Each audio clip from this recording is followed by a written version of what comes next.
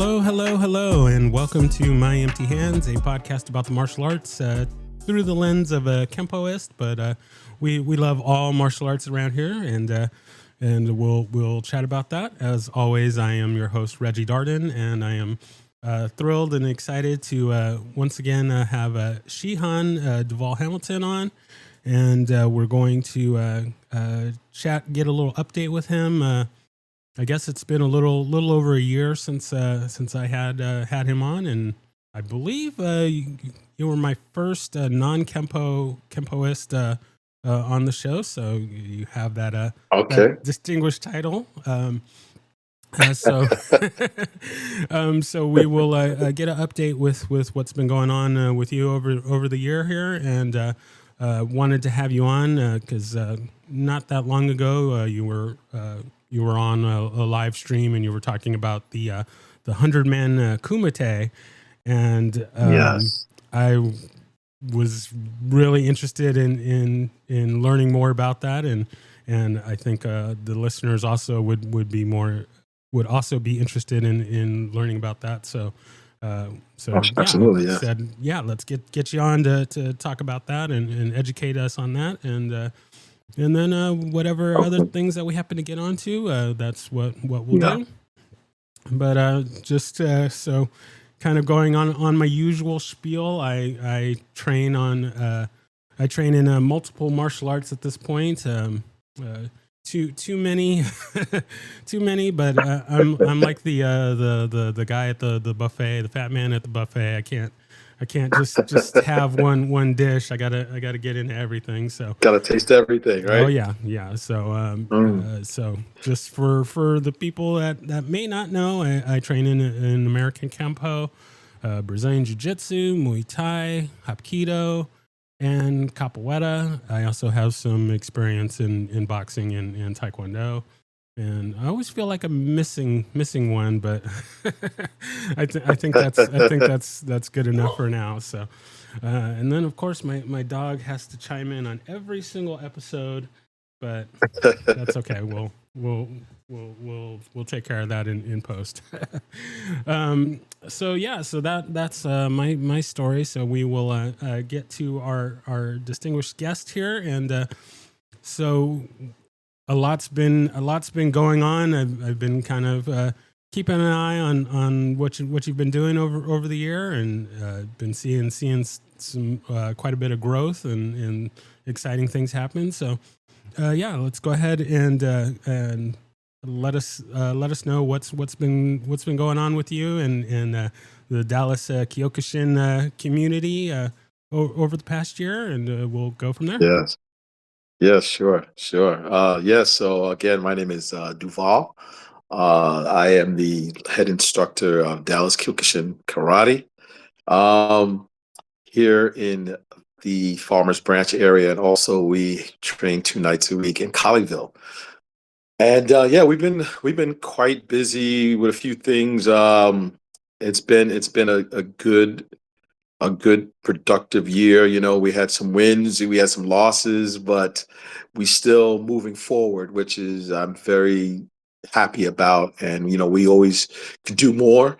There's always room for improvement, but we're at a steady pace. We're gaining, you know, quite a few students within the last couple of months. So it's Kyokushin in Dallas is starting to take get some traction now, the way that I want it and intended to be um, for the future. But yeah, we've been doing a couple of things. We've actually 2 weeks ago, we had about 3 weeks ago, we had an opportunity to travel to Austin to kind of showcase full contact karate on a fight promotion in Austin, and it was pretty good. I was very successful. As basically our one fight got the fight of the night. Basically, we had a knockout, and so we were very, very excited about that. So we're trying to do a little bit more with that promotion group in Austin.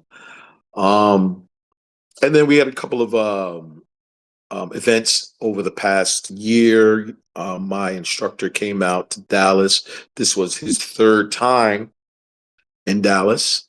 And this time we had a 50-man kumite.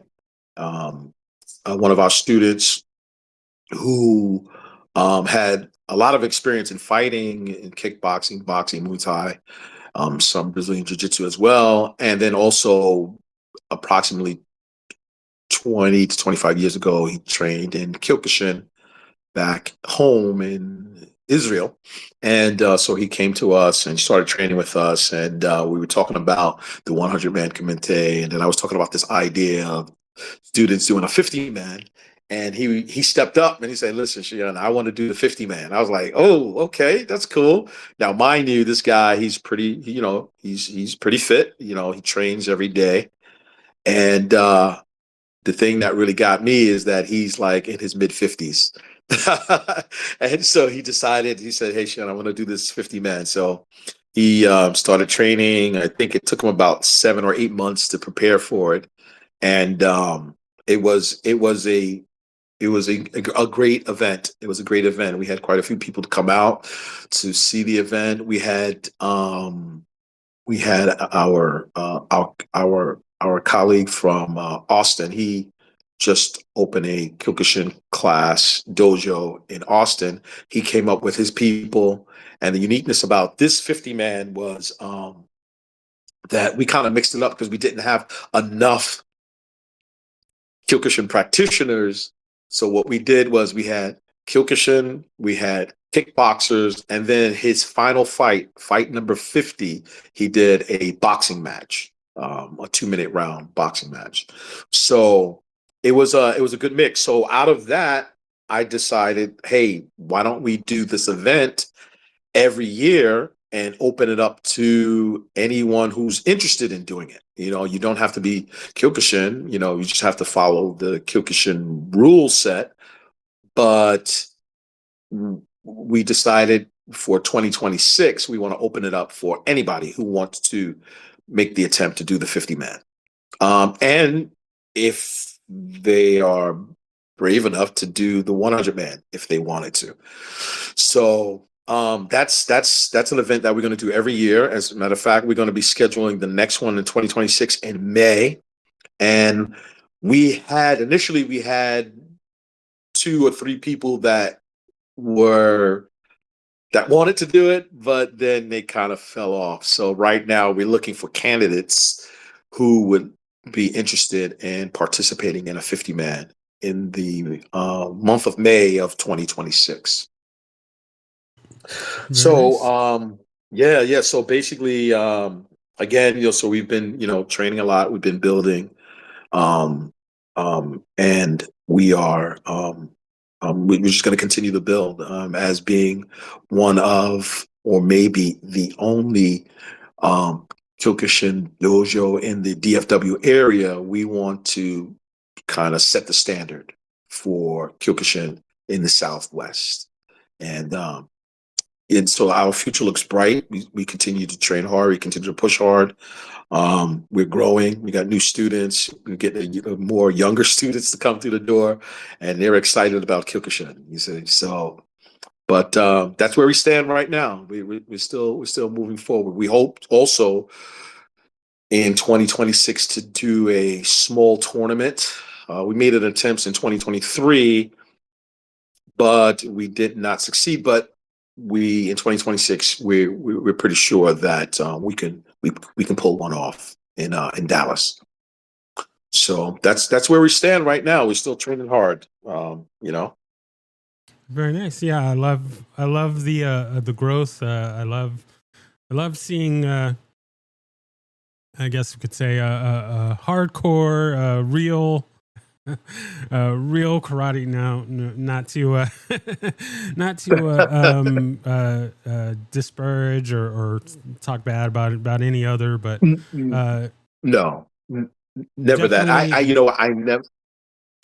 I'm sorry, I didn't mean to cut you off, but Oh, I was going to say I never.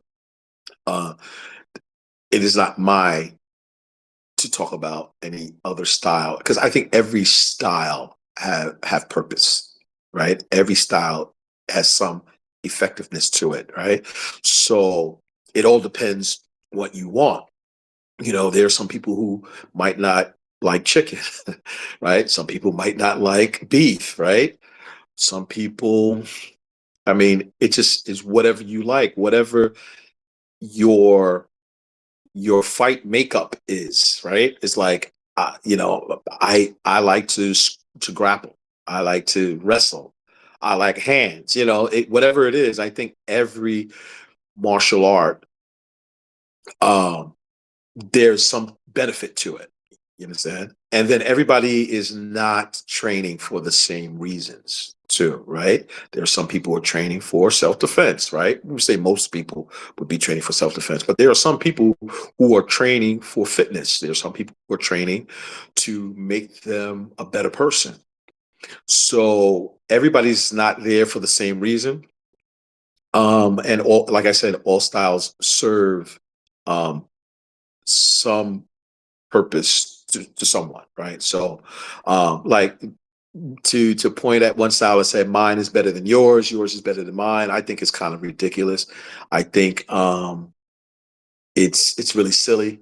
I mean, because like I tell my students all the time, right? Like most of us will probably not get into any hand-to-hand combat situations for the rest of our lives. It's just that we don't, most of us are not going to put ourselves in those situations.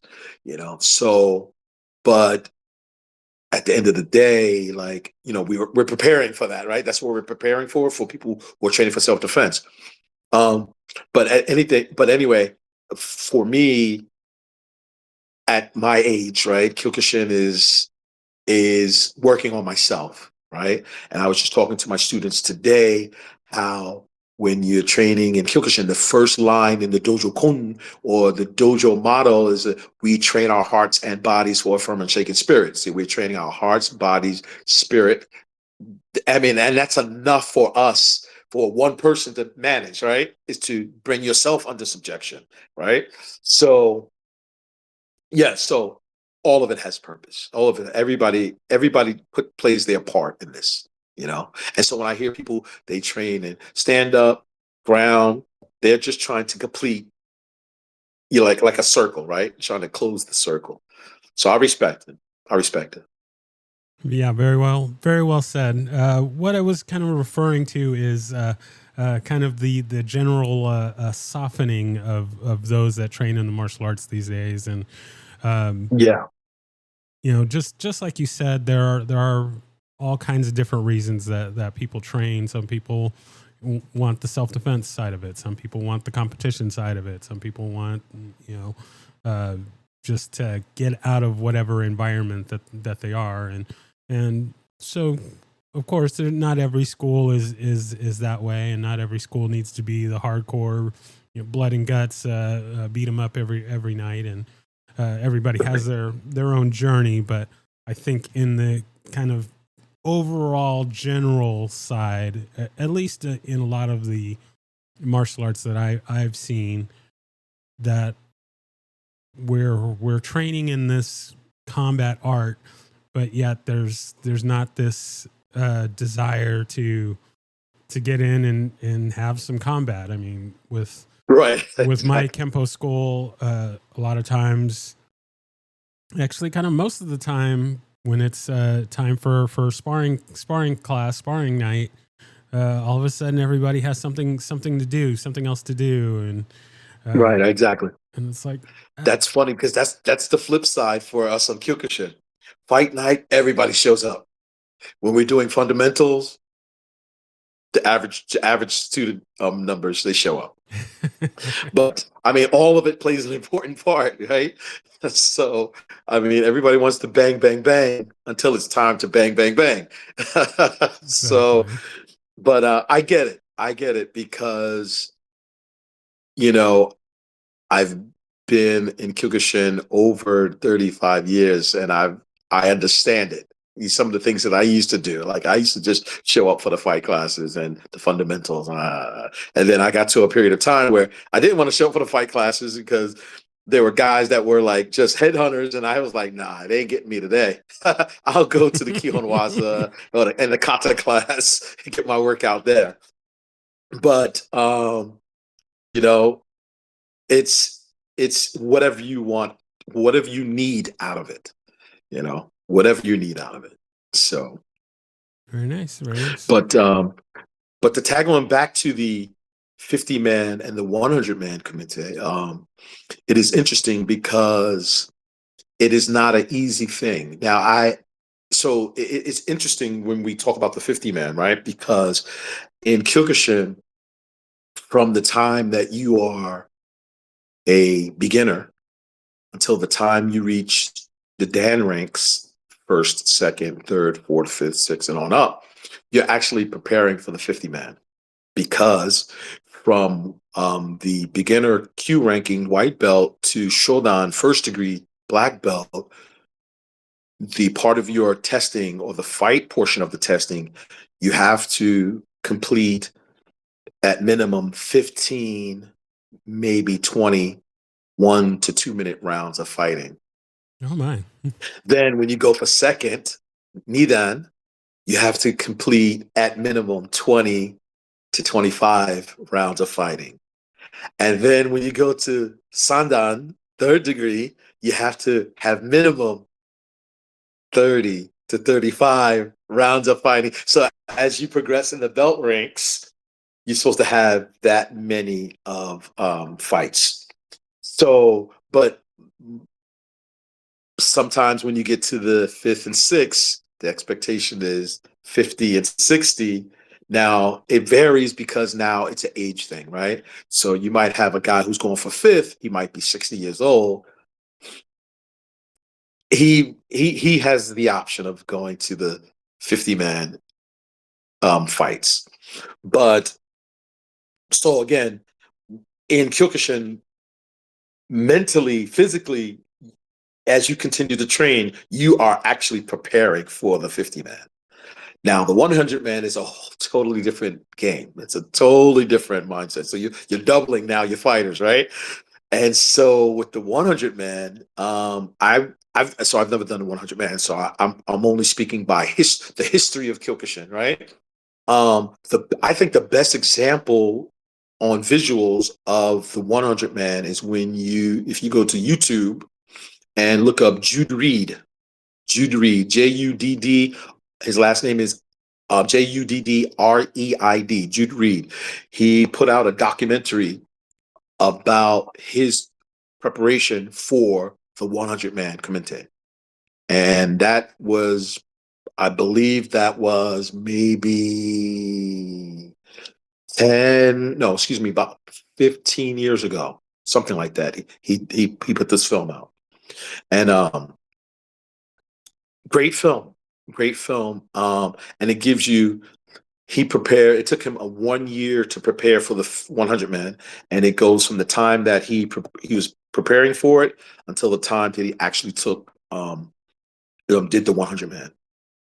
So, I mean, people look at it like, well, why would somebody want to fight 100 guys back to back?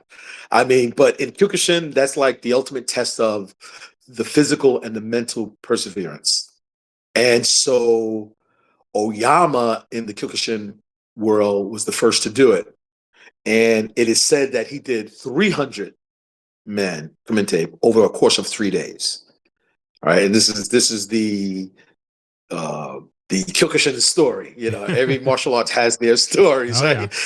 Yeah. Like he fought the bulls, and yeah. So, but one thing that I've been meaning to ask you about the bull thing because I've always had interest in Masayama and coming up. I mean, going back way when I started Kempo and kind of even before that, and yeah, I heard the bull story, and I was like, okay, like really.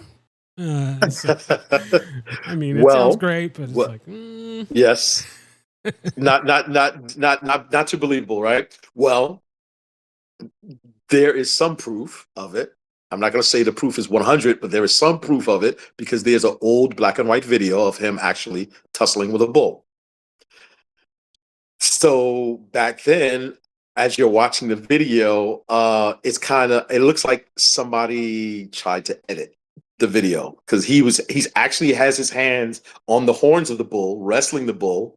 And then there's a portion of the film where it shows his hand going up like he's getting ready to do a knife hand strike. He does the knife hand strike, and then the film cuts and it shows like a horn broken on the ground. So him actually fighting a bull, yes, that was there. Him actually defeating a bull, as they say, with one punch and hacking off the horn with a shuto or a knife hand strike. I didn't see that on the video, but I did see him on video fighting the bull. All right. Gotcha. So they said he did that at least 3 or 4 times during his day. And then he wanted to step up to a tiger. That's the story. He wanted to step up to a tiger, but animal activists came in and like, well, this isn't humane. You'll never beat this tiger. Blah blah blah. Whatever the case may be. But did he fight a bull? Yes. Did he fight 3 bulls? Yes. So I interviewed several years ago a gentleman, a very old school Kyokushin guy from Europe. And interesting enough, he told me that the fighting of the bulls were true, but then he believed that the bulls were like young, like young bulls. Gotcha. They weren't like adult bulls. So with that being said, I mean, but the whole idea of you trying to tussle with a bull that's probably 5 times, 6 times, 7 times stronger than yourself, than a human being, I mean, that's a lot of nerve, right? A lot of courage. Gotcha. No, I do good to wrestle against my dog, let alone a bull of any age is outside right. of my skill Exactly. set. So right. Very nice. But to go back to the 100-man kumite, it's nothing. It was a thing that was done not to show off how strong a person was. It really was a test of that individual, again, with the physical and the mental. And so Oyama was said to be the first to do it by doing 300, 100, 100, 100 over a course of 3 days. And then he initially handpicked some of his students to perform the same 100-man, not the 300, but the 100-man. And so with that being said, the 100-man basically is you fight 100 individual black belts. And the rounds were either 1 to 2 minute rounds. You had to win 50% of your fights out of the 100. You have to win 50. And if you had gotten knocked down, you had to get up in a 5-second time frame. So that's the rule set. All right. So again, 100 black belts back to back to back to back to back, 1 to 2 minute rounds. And so that's the 100-man kumite. And so if you think about in terms of the early days of Kyokushin and at the Oyama dojo, those guys were very dedicated, very strong, very committed. Their whole entire life was training martial arts. So they weren't like weekend warriors like most of us are, right? Come and train 2-3 times a week. They were training every day, 3 times a day. You see? So that was the competition for someone who was going up for in a 100-man kumite. So and then most of them at that time when Oyama was alive, you had to do it in front of Oyama. You had to do it in front of him. So, but that was that's the 100-man kumite. Now, people are still doing it today. Not a lot. I think the last person that performed the 100 man was maybe 6 years ago, 7 years ago, something like that. Um, when we talk in terms of in the US, I don't know of an American that actually did a 100 man kumite in front of Oyama. But the first non-Japanese to do the 100 man was a gentleman by the name of Steve Arneal, and he is known for doing the 100 man, first non-American, excuse me, first non-Japanese to do it, and when you do the 100 man, that kind of puts your name in the archives. You're solidified in Kyokushin history, and basically everybody knows your name. So um, it's an amazing event. Like I said, the best modern day film that you can watch is the 100 Man of Jude Reed, and it's an amazing how this guy and just to note too, Jude Reed was a living student with Oyama. They had a program in Japan where you train literally 3 to 4 days, 3 to 4 times a day, and it's a 4 to 5 year period. They used to call them the Young Lions, and so he was part of that last class of a direct Oyama student before Oyama passed away. And so he did the 100 man. Like I said, it's the most modern day documentary. And you probably can catch it on YouTube or maybe Prime and watch the whole entire process. And it's amazing. It's amazing. It just shows the strength of a man, what we can do as human beings if we put our mind to something. So But yes, that's the 100 man. And so the half of the version of the 100 man is the 50 man. That's I mean, that's it's a little bit simple enough for some people can do. And we were honored to have one of our students do it here in Dallas. And my instructor was there to witness it. And he had said to me, he said, somebody in the US hadn't done a 50 man in years. And for someone like my student to do it, and he's like in his mid 50s, it was an amazing feat. So again, those who are interested and want to do 50 man next May 2026, just reach out to me and we can set it up. We can make a big event out of it, and and you can put that on your martial arts resume. I've been thinking about it, but I'll have to clear it with the wife. I don't know if I could be ready for May, but it's definitely since I heard you talk about it before, it has not been something that it's immediately a no-fly zone. Let's just say that. But yeah, no, I'm not ready to to go out there and do that just yet. But no, it's exciting. It's I mean, it's quite a feat. I mean, in the arts that I've trained, when you spar for a test or something like that, it's one or two, sometimes three guys, and it's like that's a lot. And so to do 50 or 100 is pretty wild to me. So so I'm clear on a couple of things. So they're 2-minute rounds. Yeah, so it varies. It varies between a 1 and 2 minute round. You could do a 1.5, 2 minute round. Okay. Really, nowadays you can probably cater it the way you wish. I mean, most of the time, I believe that a lot of the 50 mans and the 100 mans were about 2 minute rounds. And then again, it's not. Do you get a break in between? Yeah, what I was going to.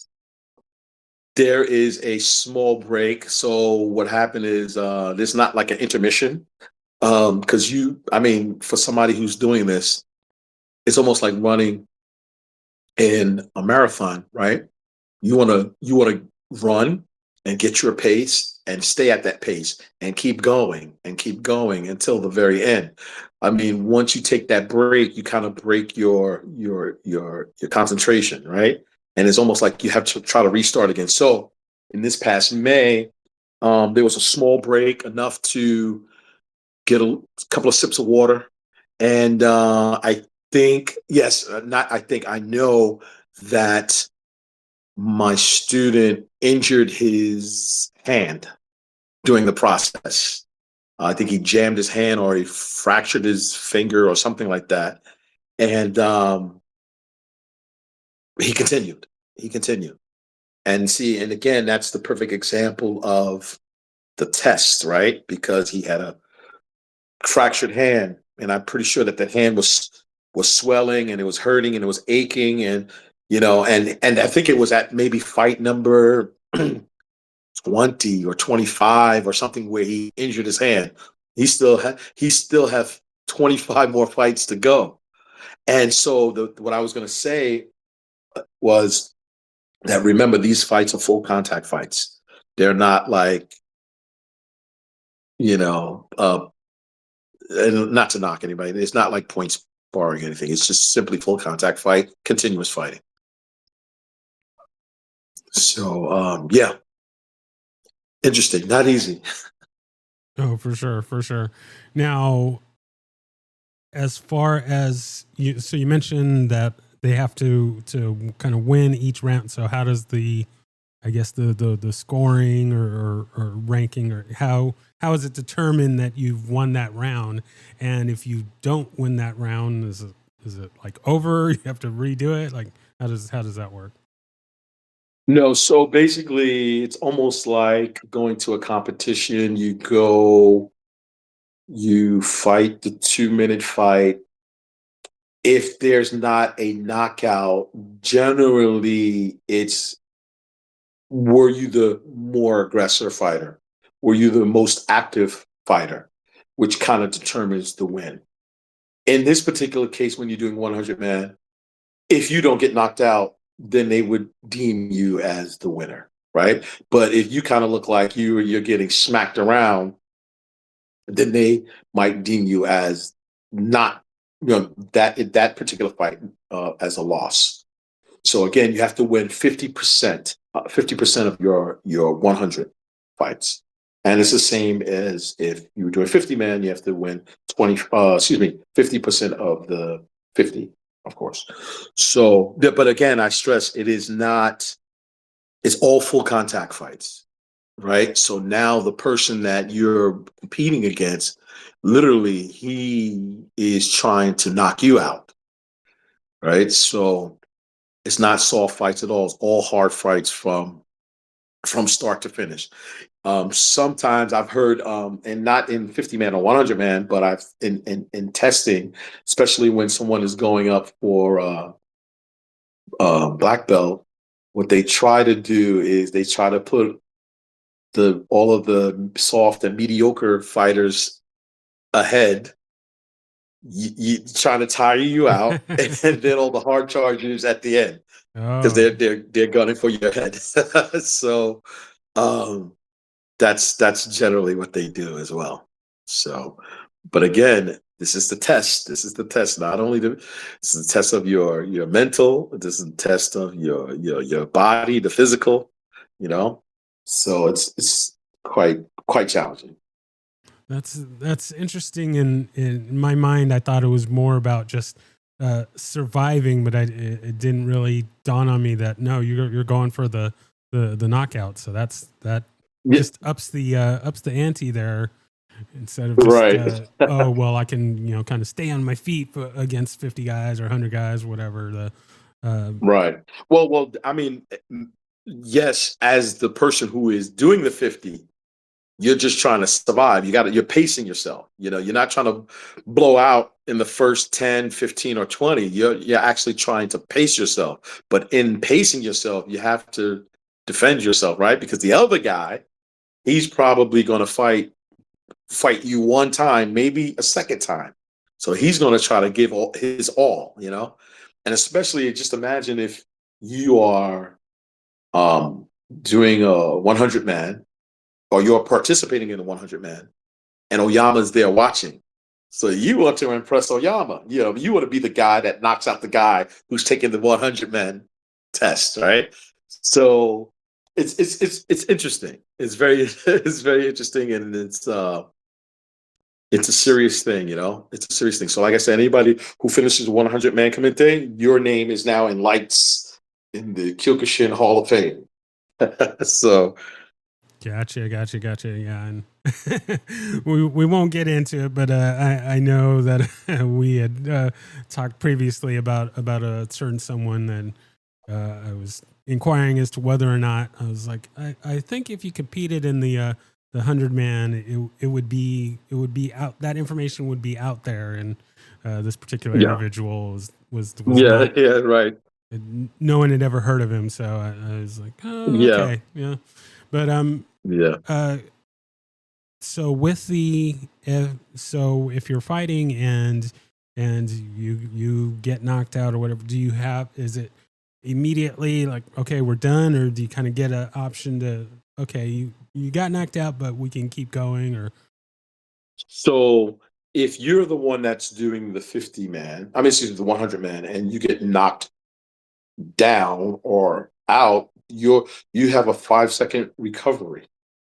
They give you about 5 seconds to recover. The center referee will start counting to give you 5 seconds to recover. If you are the one that is participating in the um, 100 man, meaning you're an opponent. If you get knocked out or down, that ends the match. That ends the match. That would be upon or knockout. So that ends the match right away. So you go in, you fight, you knock somebody out. That fight is over. Next okay, fight. so you You still know. do keep, Yeah. you still do have to fight all the rest of the people regardless of Yes. the outcome of Oh, a particular absolutely. round. Okay. Absolutely. So you might have maybe during the course of a 100 man, you might have maybe 10 knockouts, right? But you still have to finish the course.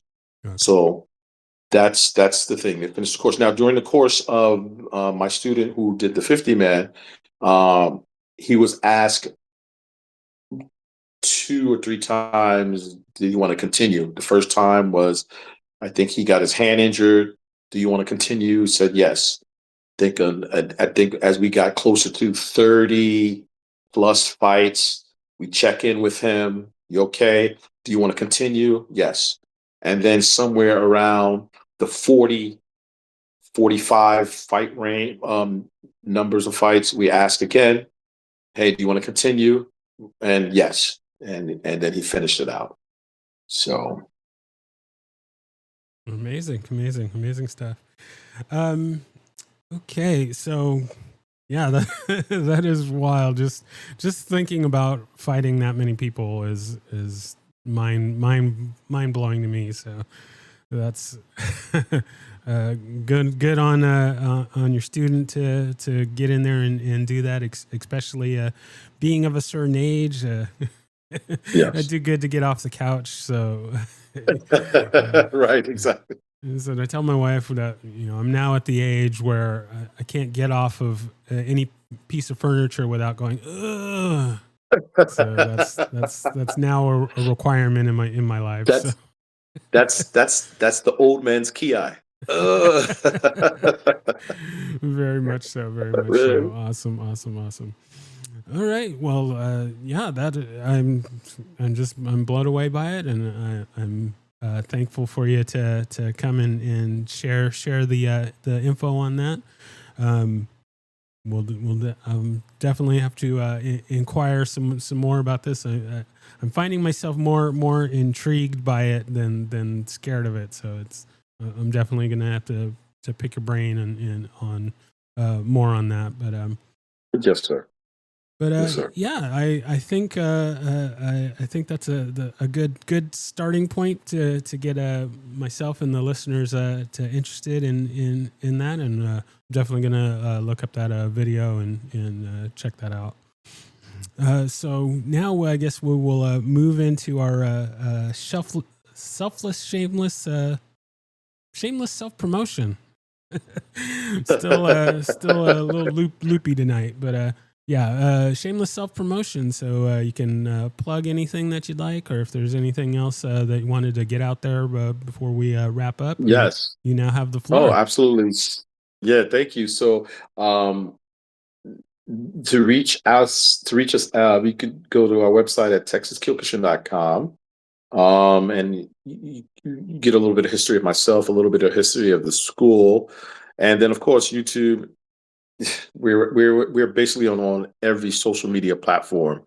One interesting thing that I did that's kind of dear to me is that I kind of started an alliance called the Texas Kyokushin Remi, and the whole purpose of this alliance is not to create another Kyokushin organization. It's simply because there's so many of them out there, but I wanted to create an alliance for Kyokushin practitioners, those who's training in Kyokushin, and for those who have an interest in Kyokushin, but they're training in other styles.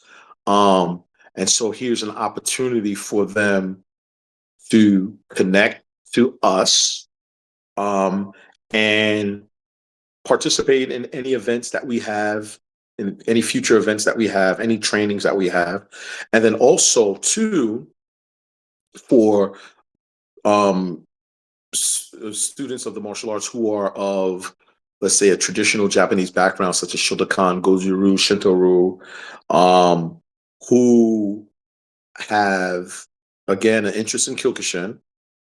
They would have an opportunity to rank in Kyokushin karate, basically on their own, because a lot of these guys, one thing that most of us share is the same fundamentals and then the same kata. And so you get a student who might be a Shotokan practitioner that might live in, let's say, San Antonio, and he can't train with us. Well, he's already, let's say, a brown belt in Shotokan. He knows more than half the kata and fundamentals that we share. He could literally come to us and test um, to our testing standards, and um, get ranked in Kyokushin karate, official rank in Kyokushin karate. So again, I created that organization called alliance called Texas Kyokushin Remi, and I could send that information out. That's also on our website if you want to join as a student, or you could join as a dojo and be an affiliate with us. Part of the plan too for 2026 and beyond is to create a Texas fight team, because now there are a lot of full contact tournaments in the US, and it would be nice that we could form a Texas fight team and go to some of these tournaments and kind of like, you know, you know, to rack up some championships, for Texas. So again, that's a vision I have of mine, and I just kicked it off last month. So if you want to join, if anyone wants to join as a student, or they can join as a dojo member, student member, and a dojo member. You can go on the website. There's like a yearly fee, and then you will be connected to us. And like I said, at any given time, if you feel that you're ready to take a Q ranking or even a black belt ranking, you would connect with us, and we'll help you get there. And like I said, this is primarily really for those who are in the traditional Japanese karate community, because like I said, we all share common katas, common strikes, common punches, terminologies and everything. But it's really open to anybody who wants to get some side training or of Kyokushin karate. So that's Texas Kyokushin Remi. Very nice, very nice. Yeah, I will make sure that those links get in the show notes there, and let everyone get to check that out and join in the fun on that. And so I thank you so much for being on once again and sharing about this super fun stuff that super fun and scary. Scary, terrifying situation, but I like it. I'm excited about it. I'm gonna definitely dig in some more on this, and definitely I need to come visit again and get some kick Yes, some please come. punches in. It's been a little bit since I got punched real good, so punched and kicked real good. So I need to come in and get some more lumps in. So, but Yes, but yeah, thank you just so much for inviting us to your podcast again. I see that you've grown a lot, a lot. I mean, you've interviewed some of my friends from New York, Kyokushin friends from New York, and I'm like, man, this guy's growing so much. Man, I just can't wait until you reach your 100th episode officially.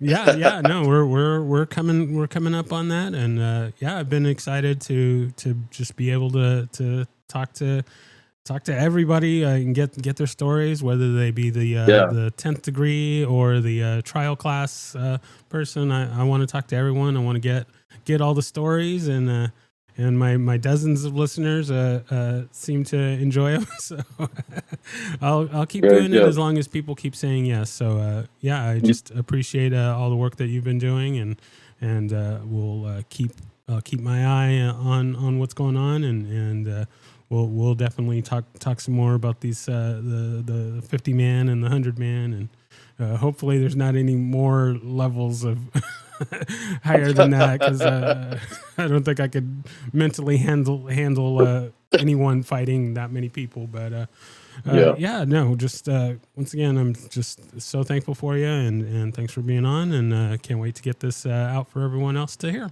Yes. Thank you again. Appreciate you. Thank you for listening to My Empty Hands. If you enjoyed the show, please share it with a friend. If you didn't enjoy it, please share it with an enemy. If you'd like to be a guest, or if you would like to recommend a guest for the show, please email me at podcast@talkingkempo.com. Thank you.